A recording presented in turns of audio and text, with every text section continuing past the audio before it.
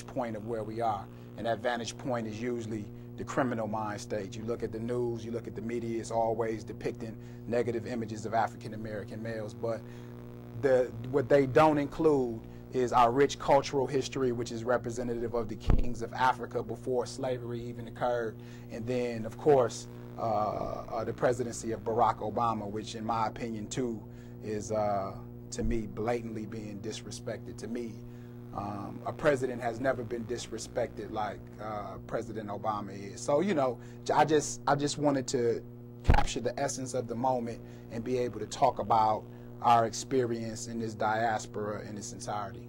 Okay.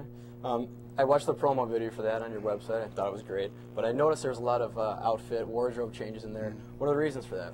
Well, it's just to, you know, when you change, a good friend of mine, D-Rock, who's the comedian in the play, along with Dana Lotus, who's the dancer, we were having a conversation, and he was saying, you know, a uniform signifies who you are. So changing the uniform changes basically the personality. So I just wanted to bring that to light. So basically the uniform changes just show the different changes throughout the history and the journey of the race as a whole. Right. So that was just a little tool to do that. That's nice. And one of the main outfits I noticed or wardrobe changes was, I think it was either you or D-Rock dancing around in some baggy clothes, dancing around to rap music. And there's a question that follows this: will we always be the fools that lost our way? And you know, that sparks some interest to me. Do you believe that the rap culture and how it's portrayed in the media today negatively affects young African American males? Oh yes, definitely. Another piece of my work is working in schools, and I work with disadvantaged youth all the time, and I see that the impact that negative hip-hop has on them and the psychology of people. You know, I think it was a term that says, or a saying that says, repetition is the mother of learning. So if you constantly hearing kill, kill, kill, murder, murder, murder, all you are is a thug or a hustler or a criminal, then you will become that. And in the same light, that's why we believe in self-affirmations, because if you say, I'm great, I'm mighty, I'm awesome, I'm magnificent, and you constantly tell yourself that, then you will become that. So we created rap, so I don't have a problem with rap. I have a problem with what the media chooses to, the images that the media chooses to portray, and the rappers that they seemingly push out there at the expense of others. There are a lot of conscious rappers who have positive words and positive images that never get the light of day. So you're saying that the rappers that give a negative connotation to what it means to be African American or, you know, live on the streets are the ones that are negatively influencing all these men, while there's a bunch of rappers out there who are doing the right thing, you know, speaking the right words. A lot of underground rappers that have more of a positive perspective that never get radio time. What do you think should be done to change this? I mean, we're in the media right now. We're on air right here, so we could start the change right here. So what do you think should be done? Well, I just think what we need in this world is we need balance. You know, we just need balance. I mean, you can't talk about, you know, even just take the news, for example, when it comes to the weather. You know, they just don't talk about, oh, it's going to be a storm today, it's going to be a storm today, it's going to be a storm today. They tell us when it's going to be some sunshine too. So the weather is a balanced perspective. I don't think a balanced perspective in the media is being offered to society. It's a lot of positive things going on, even with my community.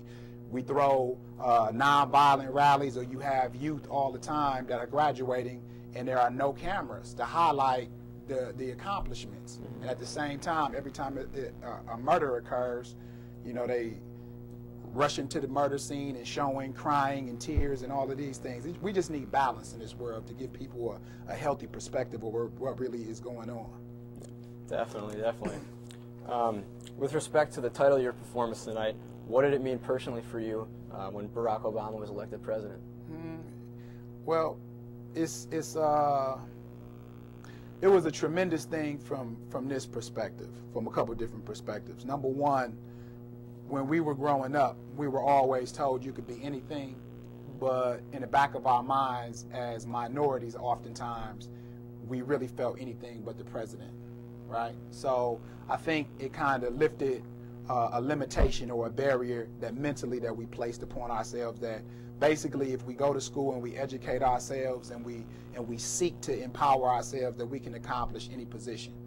On the other hand, I think really what it did was, for me, it proved that all the races and all the cultures could come together, because black people didn't put Barack Obama in office.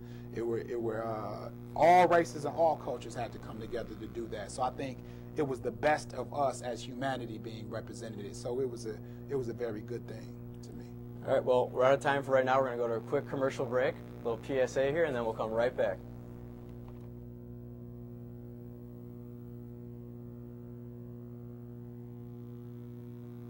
There is no more beautiful image in the galaxy than that of a nebula. But what is a nebula? The most general definition of the term is a cloud of interstellar gas and dust. But it turns out that there are several different types. Emission nebula actually emit colored light. These nebula are neat because they are often birthing grounds for new stars. The opposite of an emission nebula is a planetary nebula. Here, stars are in the process of dying and are losing layer after layer of gas to the interstellar winds.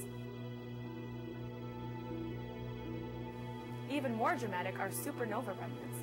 These are stars that didn't wait to die. They blew up. A nuclear reaction to the core of the star causes the whole thing to implode on itself. The gases get superheated and explode outward to create these stunning displays.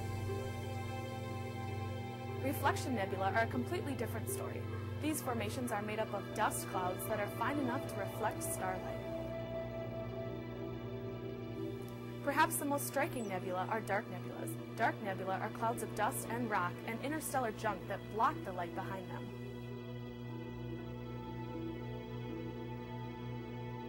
The heavens are filled with entrancing images like these. We've only begun to scratch the surface of what else is out there amongst the stars.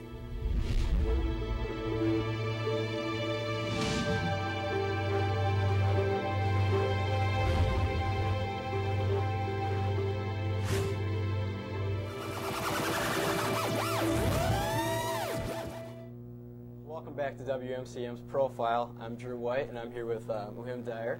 And I just asked him before the break what it meant to him personally when Barack Obama was elected president. And now I just want to know, what did it mean, for the race as a whole? Right.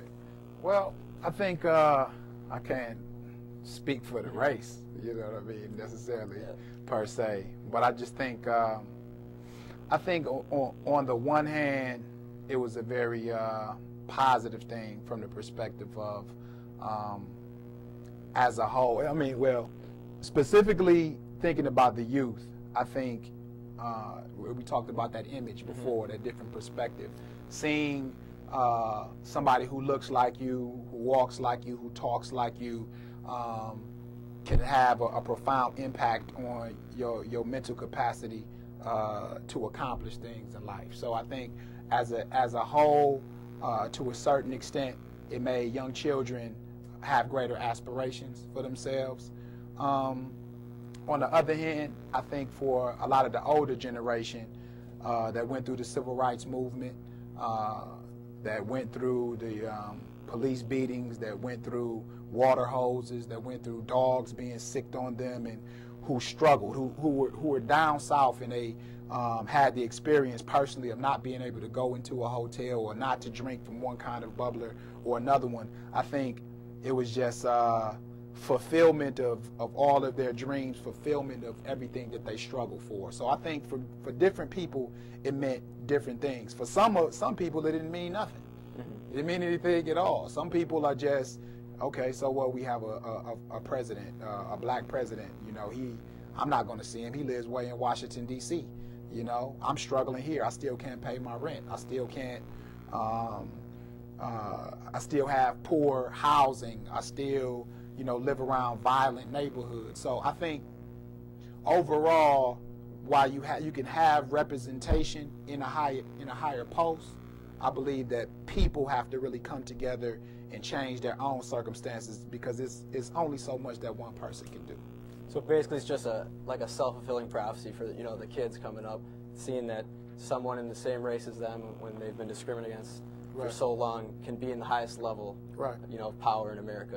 It gives them hope, is what you're saying. Right. Yeah. Because this is what you have to think about. is that, you know, we try to underplay it, but or underrate it or downplay it. But if I'm coming up in school and I'm looking historically at the textbooks, and the textbooks tell me that the only people who ever have accomplished anything in the United States of America are white people.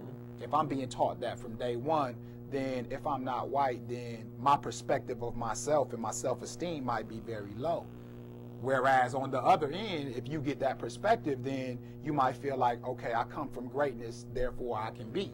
You know, so the same thing applies. You need, a lot of times our mind operates in pictures, and if you have a picture, a visible picture of who you can be and what you can become, then it makes aspiring to achieve whatever that is easier. Yeah. Back to the presentation for a little bit. There's another question on the video that says, how do you want to be remembered? And I'd like to know how you'd want to be remembered. It seems like you're doing a lot of good things. And as a good guy. As a good guy? Yeah, I mean, I definitely want to be remembered as a good guy. But I think when it's all said and done for me, I want to be remembered as a servant. You know, somebody who tried his hardest in life to do all he could to uplift people. And that's not just, even though the title of this play is From Kings to Thugs to President, I believe that regardless of your race, your ethnicity, your cultural background, if you sit in the play and you really look at what I'm talking about more than just a racial thing. I'm talking about, you know, human aspirations, because we all at some time in our life feel low. We all at some time in our life feel depressed. We all at some time, regardless of where you come from, you feel some sort of struggles, you know? So it's really about human beings really coming together and really trying to become a greater human beings in general. So I would love to be remembered as a servant. I would love to be remembered as somebody who tried to make the world a better place and tried to put forth some kind of positive contribution. Well, from the research I did on you, it seems like you're definitely on your way. Trying. And a final thing about the presentation is, what's your overall, what do you overall want people to take away from the experience or the play? Or I think I kind of talked about it a little bit. I definitely, like I said, just to elaborate on that a little bit more, I have a poem that's called Columbine versus the Ghetto. Okay. And really it makes the parallels between young white kids growing up who are rejected and despised, and young black kids growing up who are rejected and despised, and the commonalities that exist between all of us. You know, young white girls a lot of times struggle with anorexia and bulimia. Young black girls maybe struggle with being called out of their name and disrespected. It's all the same thing. Pain is pain.